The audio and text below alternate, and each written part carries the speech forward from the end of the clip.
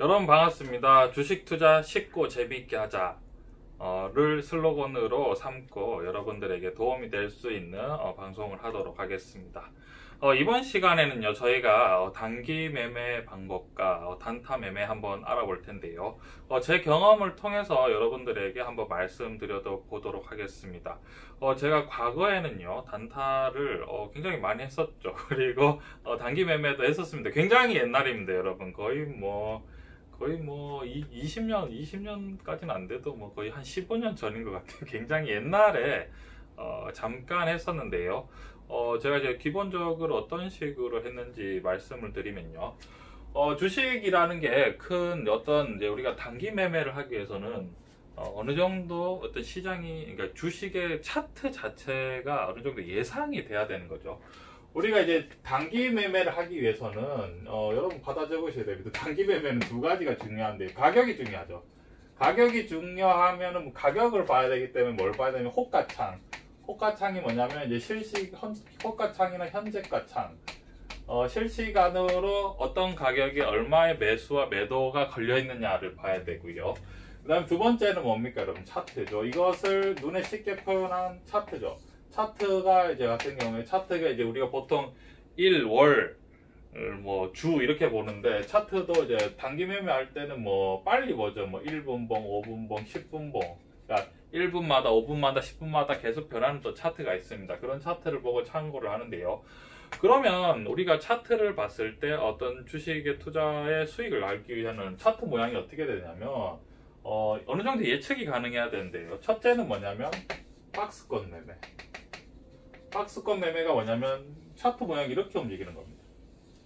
이렇게 움직이다가 이렇게 올라갈 수도 있고 이렇게 떨어질 수도 있겠죠. 근데 가능하면 올라갈 수 있는 종목을 선정하는 게 굉장히 중요하죠.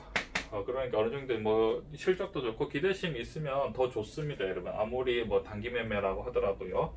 그 다음에 또 두 번째 모양은 어떤 모양이냐면 이런 식으로 올라가는 차트를 단기 매매했을 때 수익이 날 수가 있죠. 우리가 기본적으로 그러니까 우상향, 아무리 투자를 잘하는 사람이라도 단기 매매를 할 때 이렇게 하락하는 매매를 하면 거의 다 손절만 하고 수익이 나기 어렵습니다. 그럼 박스권 매매는 뭐냐면 기본적으로 만원에 샀다가 12,000원이 되면 팔고, 만원에 샀다가 12,000원이 되면 박스권 안에서 움직이는 여러분 차트를 찾아보시면 충분히 차트가 있을 거예요. 그러고 이제 돌파를 해주면 좋은데, 문제는 이런 거죠. 박스권 매매를 하면 이 돌파를 할 때 주식이 있습니까, 없습니까? 주식이 없죠, 여러분. 왜냐면 만원에 샀다가 12,000원에 어떻게 하는 거죠? 팔아버리게 되는 거죠. 그때는 또 어떻게 하면 되냐, 이게 쭉 주식이라는 게 쭉 이렇게 올라갈 수 있는 게 아니다. 어느 정도 올라가면 또 어떻게 되는 거죠? 다시 주식이 빠지게 됩니다.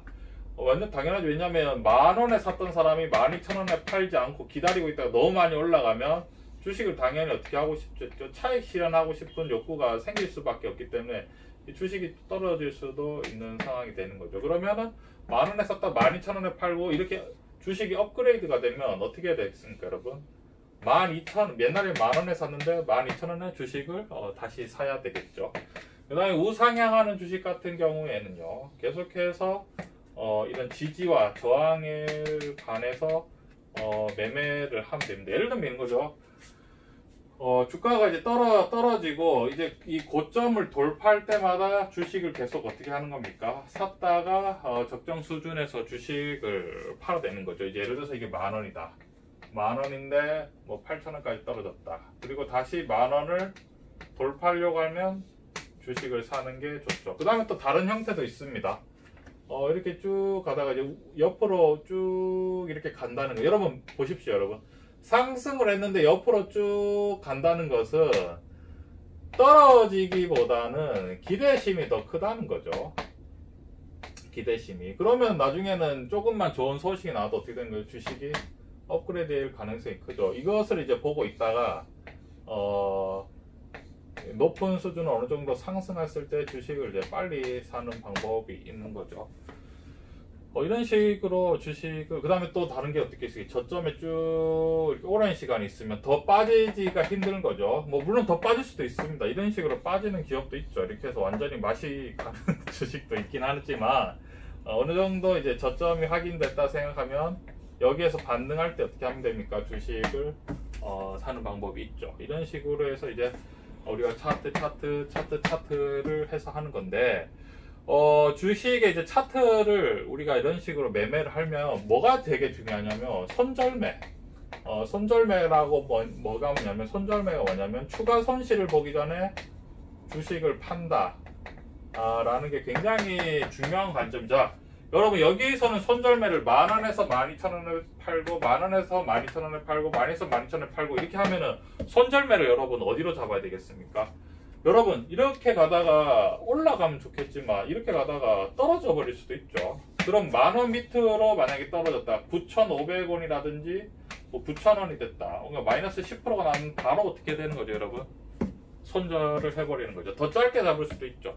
10,000원에 샀는데 9,500원까지 떨어진, 그럼 마이너스 5%만 되면 주식을 빨리 팔아버려야 됩니다. 그리고 이런 거죠. 이런 추세 같은 경우도 이렇게 올라갈 거라고 생각하고 이 지점 10,000원에 샀다가 8,000원까지 떨어졌다 다시 10,000원이 되면 이제 이걸 돌파할 거라고 주식을 여기서 샀는데 만약에 떨어져 버린다. 그럼 어떻게 되는 거예요? 또 손절매를 바로 주식을 빨리 팔아버려야 됩니다. 아니면 주식 계속 어떻게 되겠습니까? 계속 올라가는 척 하다가 떨어져 버릴 수도 있는 거죠. 그리고 이런 주식 같은 경우는 이렇게 고점에서 쭉 있다가 올라갈 거라고 생각하고 주식을 샀는데 이렇게 딱 됐다가 탁 떨어져 버리면 어떻게 됩니까? 이 가격에서 손절을 해버려야 되는 거죠. 아까 이것도 말씀드렸지만 저점에 이렇게 있다가 그러니까 올라갈 거라고 생각했는데 떨어져 버리면 어떻게 되는 거죠? 이것도 손절을 해야 됩니다. 그러니까 기본적으로 주식이 뭐냐면 단기 매매라는 건 이런 거죠. 단기 매매라는 건 뭐냐면 손실은 짧게, 그리고 수익은 길게, 뭐 이런 게 기본적이죠. 당연합니다, 여러분. 그러니까 떨어질 것 같으면 빨리 팔아버리고 올라가는 것은 어느 정도 기다려준다. 이게 이제 기본인데요.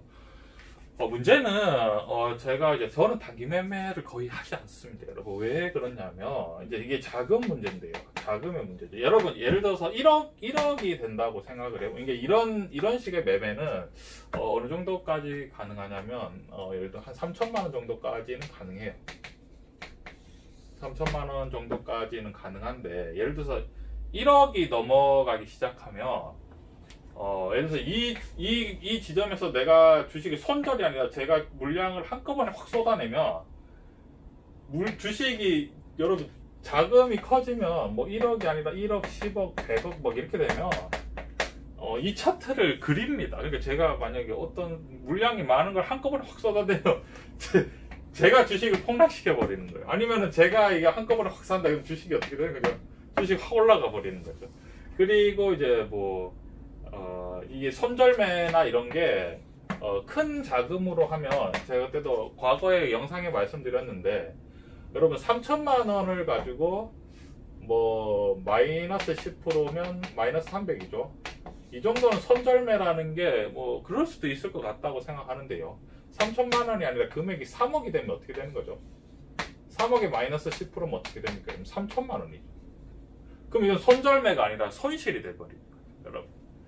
그러니까 뭐냐면 자금이 커지면 커질수록 어떤 이제 그러니까 여러분 단기 매매의 가장 중요한 기본은 손절매인데요. 이 손절매를 이제 손실이 나기 전에 빨리 팔아치운다. 그러니까 우리가 빨리 주식을 매매하고 빨리 팔아치운다라는 건데, 이게 금액이 커지면 커질수록 손절매가 아니라 그냥 손실이 됩니다. 그러니까 손실 누적이 될 수가 있죠. 그리고 올라가는 주식을 빨리 이렇게 붙어야 되는데 돈이 커지면 커질수록 올라가는 주식에 막 자금을 넣어버리면 그 사람이 아마 주식을 올려버리게 되기 때문에 그게 이제 좀 쉽지가 않습니다. 그래서 여러분들이 단기 매매의 어떤 패턴은 크게 4가지. 옛날에 과거에 제가 했는 패턴이거든요. 박스권 매매, 뭐 우상향 매매, 그 다음에 이렇게 고점에서 머무르는 거, 그 다음에 아니면 저점에서 이렇게 머물리다 상승하는 거. 이렇게 해서 만약 이게 이탈했을 때 빠르게 손절매 한다. 이런 것들인데, 문제는 이게 손절매가 굉장히 중요한데 자금이 크면 클수록 뭔가 좀 말이 안 되는 것 같다라는 그런 생각이 있습니다. 그러니까 이런 것 같은 경우는 이런 식으로 매매를 하면, 예를 들면 이거죠. 예를 들어서 뭐 어떤 식도 어째 보면 여러분 예를 들어서 500만 원을 투자하는 사람이 있으면 신용리수를 쓰면 얼마까지 쓸 수 있다, 뭐 좀 안전하게 쓴다 라고 하면 어떻게 하면 됩니까? 그냥 1000만 원까지 쓰면 돼요. 그러니까 500 플러스 그냥 신용을 써서 뭐 500만 원을 하면 1000만 원인 거죠.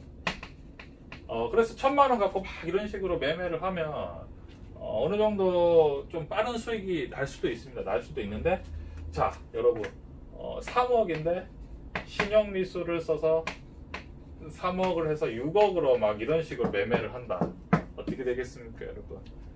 돈이 금방 사라질 수도 있다는 생각이 드는 거죠. 그러니까 단기 매매는 뭐냐면 눈치 매매죠. 이 주식이 오를까 떨어질까 오를까 떨어질까 이런 것들을 이제 생각을 하면서 내가 여기서 더 사야 되나 빠져야 되나 더 사야 되나 빠져야 되나 막 이런 식으로 하는 건데, 이거는 이제 눈치를 하는 것은 대세를 거스르지 않는 선에서는 눈치 싸움을 할 수 있는데, 막 억 단위라든지 몇십억 단위라든지 이렇게 되면 단기 매매가 사실은 거의 불가능하고, 거의 뭐 이렇게 하면 이제 작전하는 거죠.